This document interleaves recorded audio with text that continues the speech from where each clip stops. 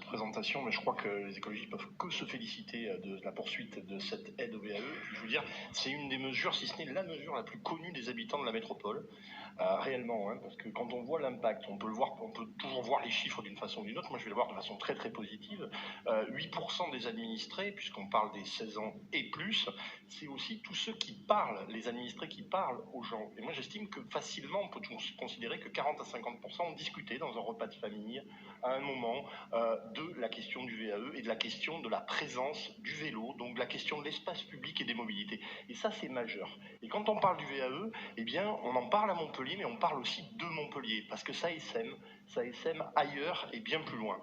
Et tout ça aussi avec l'idée derrière d'un impact économique très important, puisque 35 000 dossiers, c'est plus de 60 millions générés en termes d'activité économique, c'est des emplois créés, c'est un écosystème. Avec derrière, et moi j'aime bien le redire, des associations qui nous challengent et qui font bouger la ville.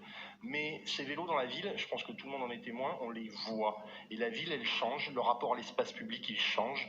Alors oui, il y a des adaptations, mais ça fait partie du jeu, et c'est ce qu'on essaye d'appréhender au mieux. En tout cas, la volonté politique, elle s'exprime, avec tout le contexte qu'il y a derrière aussi, la réglementation, la ville 30, l'apaisement, les panneaux M12, vous savez, on y reviendra, ces panneaux qui permettent de passer les feux pour les feux rouges, pour les cyclistes et les vélos, puisque ça fait partie du code de la route.